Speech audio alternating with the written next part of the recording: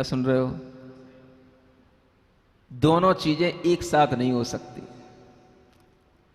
आत्मिक ज्ञान और इंद्रिय ज्ञान।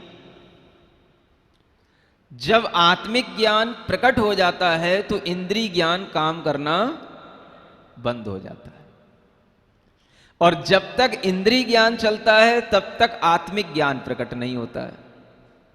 Both are opposite and different things. कौन सी दोनों चीजें? आप तो हमेशा कहते हो महाराज कुछ आत्मज्ञान की बात बताओ, हमें तो आत्मज्ञान हो गया। कई लोगों ने तो डिक्लेयर कर रखा है कि हमें आत्मज्ञान हो गया। आप लोग यहां थोड़ा व्यवस्था बनाने के लिए बैठा करो एक आध जन। आत्मज्ञान होने के का मतलब है आत्मा के अंदर केवल ज्ञान हो जाना, और जब आत्मा में केवल ज्ञान की प्राप्ति हो जाती है तो फिर इंद्रिय ज्ञान काम करना बंद कर देता है। कौन सी इंद्रिय ज्ञान? आंखों से देखना, कानों से सुनना, नाक से सूंघना, रसना से चखना, स्पर्श से, इंद्रिय से स्पर्श करना। ये कुछ नहीं होगा। तब आत्मज्ञान प्रकट होगा तो ये जितना भी इंद्रिय ज्ञान माने शरीर का ज्ञान, ये सब छूट जाएगा। और जब तक ये आपको शरीर का ज्ञान हो रहा है, इंद्रिय का ज्ञान हो रहा है, तब तक आपको वह आत्मा का केवल ज्ञान कभी भी हो नहीं सकता। दोनों बिल्कुल विपरीत चीजें हैं। क्या चाहोगे? बातें तो कर लोगे लेकिन सोच के देखना, हमें अगर आत्मज्ञान की इच्छा है तो क्या हम शरीर के ज्ञान को छोड़ने की इच्छा करते हैं? इंद्रिय ज्ञान से छुटकारा पाने की इच्छा करते हैं? क्या हम ये भावना करते हैं कि हे भगवान हमारी इंद्रियां बस ऐसी बंद हो जाएं कि हमें कुछ भी ना देखना पड़े ना सुनना पड़े, और हमें भीतर से सब कुछ दिखाई देने लग जाए और सब कुछ हमें जानने में आने लग जाए? भावना तो करके देख लो पहले, एक बार मन से पूछ तो लो। जब तक मन में शरीर का मोह रहता है तब तक मन कभी भी ये स्वीकार नहीं करता कि तुम शरीर से हट करके कोई दूसरी बात करो। मन हमेशा शरीर के लिए ही सहायक होता है, शरीर के लिए ही काम करता है, और इंद्रियों की सहायता से ही उसका जीवन चलता है। इसलिए मन से पूछोगे तो मन कहेगा कि नहीं, ऐसे गूंगे बैठने से क्या होगा, आंखें बंद करके बैठने से क्या होगा, किसी से बातचीत नहीं करो, किसी की सुनो नहीं, तो ऐसे कैसे चलेगा? यही सोच करके आप कभी भी स्थिर बैठ नहीं पाते, और कभी भी आपके अंदर ये भावना ही नहीं आती कि हे भगवान मेरी आत्मा में भी केवल ज्ञान को किसी भी तरीके से हम प्रकट कर पाए। ये सबसे बड़ी जो हमारे अंदर मोह के कारण से भ्रांति पैदा होती है, तो हम भगवान के स्वरूप को भी सही ढंग से नहीं समझ पाते। अरिहंत भगवान का मतलब क्या है? शरीर सहित तो हैं, इंद्रियों से सहित तो हैं, लेकिन ना वो शरीर से कुछ काम ले रहे हैं ना इंद्रियों से कुछ काम ले रहे हैं। कितनी सुगंधी चारों ओर फैल रही हो, नासिका के माध्यम से उनकी सुगंधी का कोई भी भाव उनके अंदर नहीं जाएगा कि ये सुगंध है, बड़ी अच्छी है। कितना ही अच्छा दृश्य बाहर हो, लेकिन आंखों के माध्यम से वह दृश्य की कोई भी छवि उनके अंदर नहीं जाएगी कि ये बड़ा अच्छा दृश्य है। कितने ही लाखों करोड़ों लोग स्तुतियों के शब्द बोल रहे हों, लेकिन एक भी स्तुति का शब्द उनके कान से इस रूप में नहीं जाएगा कि बड़ी अच्छी हमारी स्तुति हो रही है। क्या हो गया? केवल ज्ञान में जो झलक जाएगा तो वह झलक तो जाएगा, लेकिन उस झलकन में किसी भी प्रकार का ऐसा भाव नहीं आएगा कि देखो मेरी स्तुति हो रही है, चारों ओर कैसा अच्छा वातावरण है, चारों ओर कितने सारे लोग हमें बैठे बैठे सुन रहे हैं। ये कोई भी भाव उनके अंदर नहीं आएगा। समझो भगवान के अंदर क्या होता है, क्या महिमा है भगवान की। अभी तक तो आप एक ही भगवान मानते आए हो कि भगवान एक होता है जो पूरे दुनिया में फैला है, वही हमको बनाता है, वही सबको बनाता है? लेकिन ये कौन से भगवान हैं जो कुछ नहीं बना रहे हैं? वो कहते हैं कि जो कुछ है वो सब अपने आप बना हुआ है, सब सेल्फ मेड है। आपको तो बस उसको देखना है, जानना है, जो जैसा बना हुआ है आप उसको कुछ भी नहीं कर सकते, बस आप केवल उसको देख सकते हैं, जान सकते हैं। भगवान अपने शरीर के माध्यम से कोई भी उसका उपयोग नहीं कर रहे हैं, और अगर आप उनसे कुछ कह रहे हैं तो वह भी नहीं सुन रहे हैं। क्यों नहीं सुन रहे हैं? क्योंकि आपसे कह दिया हमने, जहां इंद्रिय ज्ञान होगा वहां पर आत्मा का ज्ञान नहीं होगा, और जहां आत्मज्ञान प्रकट हो चुका होगा वहां पे इंद्रिय ज्ञान नहीं होगा। दोनों बिल्कुल उल्टी चीजें हैं। अब क्या होगा? हम भगवान से प्रार्थना करेंगे, भगवान हमें कुछ उपदेश दो, भगवान हमें कुछ तत्व की बात बताओ। चलो हमारे घर गृहस्थी की बात नहीं बताना, कुछ हमको मोक्ष मार्ग की बात तो बताओ। तो भगवान तुम पे करुणा करेंगे, दया करेंगे? जब भगवान तुम्हारी सुन ही नहीं रहे तो करुणा और दया होगी कैसे? और करुणा और दया होने का मतलब है कि भगवान का आपके प्रति थोड़ा सा क्या हो जाना, कुछ प्रेम हो जाना, कुछ मोह हो जाना, कुछ राग भाव आ जाना, कुछ तो होगा, तभी तो आएगा वो भाव कि हाँ भाई चलो इनके ऊपर भी कृपा करो। हाँ, और ये सब कुछ भगवान के अंदर आ सकता है? अभी सब लोग बिल्कुल अपने आप में पक्की नहीं है, आ सकता है कि नहीं आ सकता है? हाँ? जो अरिहंत भगवान होते हैं, सिद्ध भगवान होते हैं, उनके अंदर तो कभी भी ये भाव आता ही नहीं है।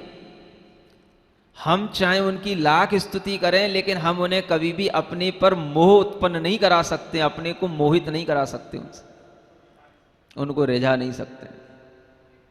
समझ में आ रहा है? इसीलिए आप भगवान के मंदिर नहीं आते हो ऐसा लगता है।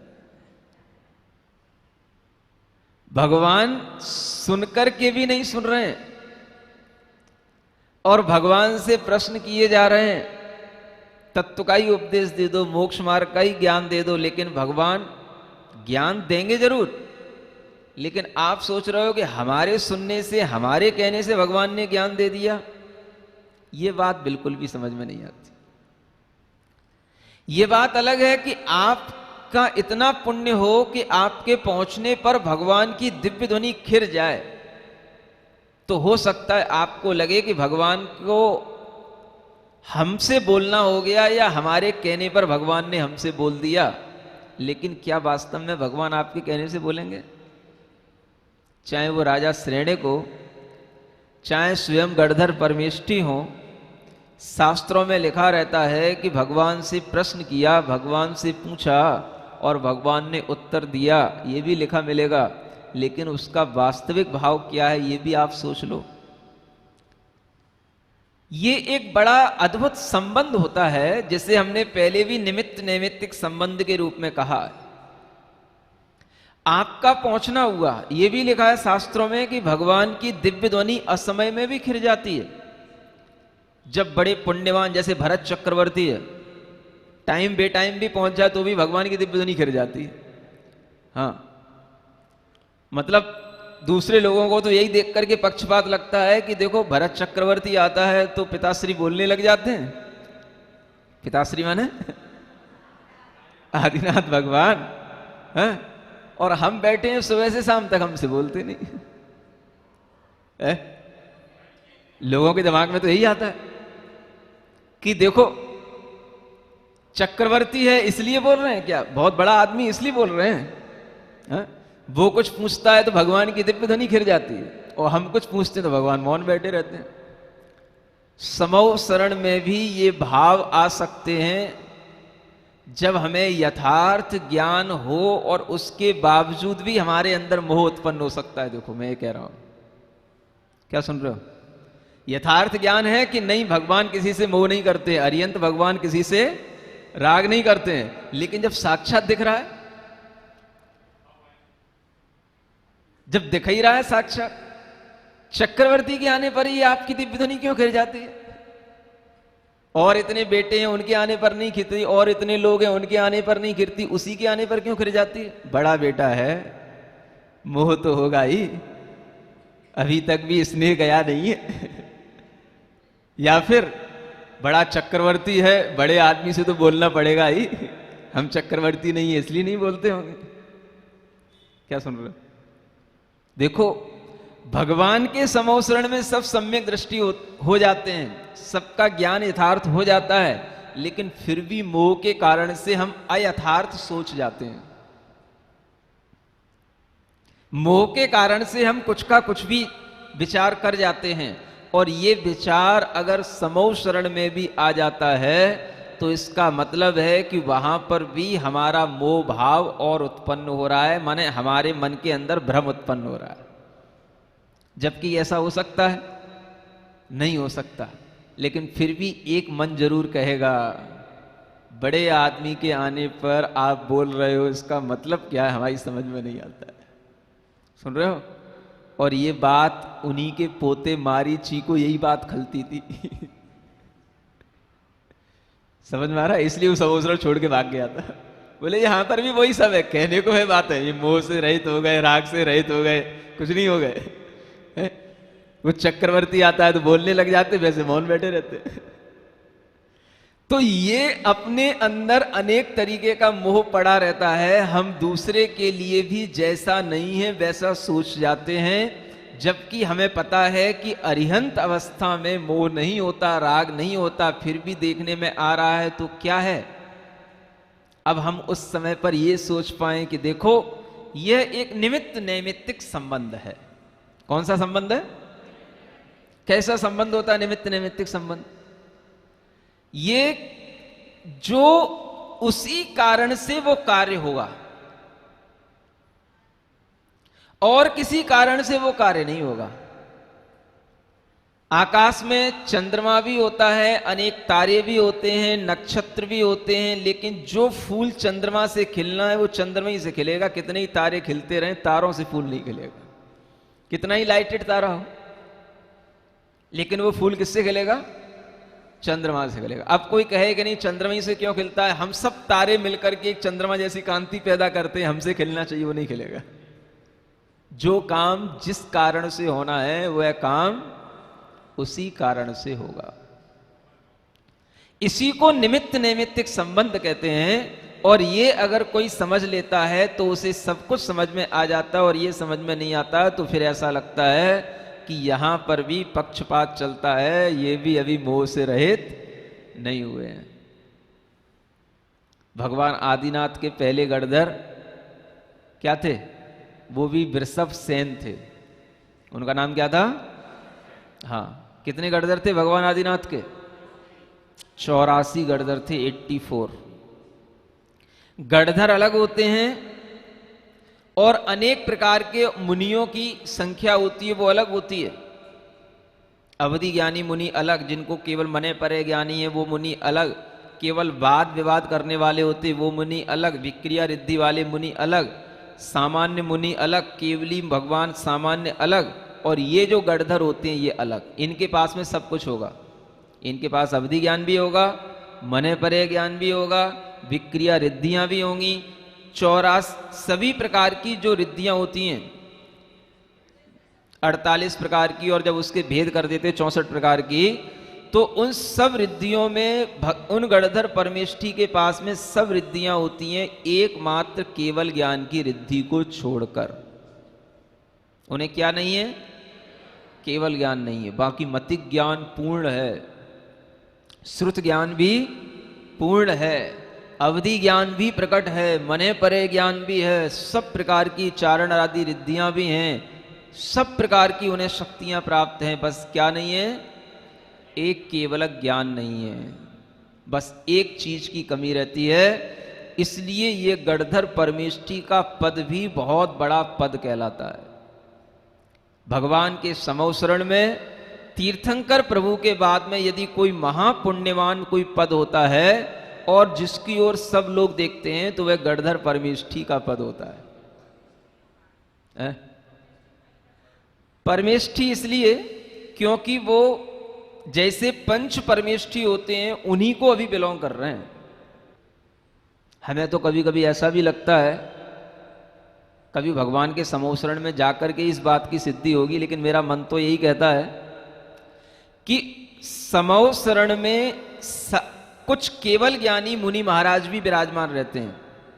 जैसे भगवान को केवल ज्ञान है ना, ऐसे ही केवल ज्ञानी और मुनि महाराज होते हैं, लेकिन उन केवल ज्ञानी मुनि महाराज से भी ज्यादा प्रतिष्ठा, ज्यादा पुण्यवान वह गणधर परमेष्ठी होते हैं।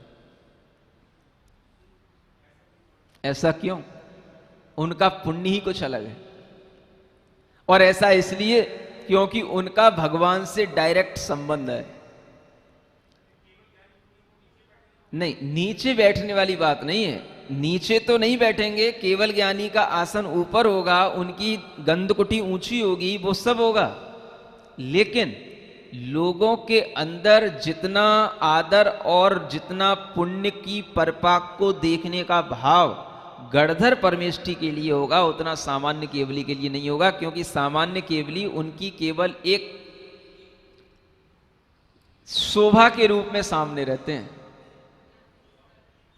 वो ज्ञान नहीं दे सकते हैं। सामान्य केवली वहां बोल नहीं सकते हैं, बोलेंगे तो केवल तीर्थंकर भगवान केवली के रूप में, और बस उसके बाद अगर बोलने का किसी को अधिकार है समोसरण में तो गणधर परमेष्ठी।